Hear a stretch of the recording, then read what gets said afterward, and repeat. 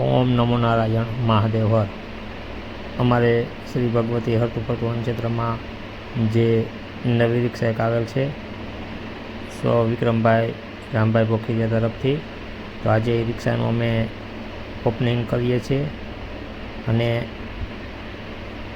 અમારે આ રિક્ષા રામે દીધો છે રૂડો રોટલો કોઈ ખવડાવીને ખાઓ.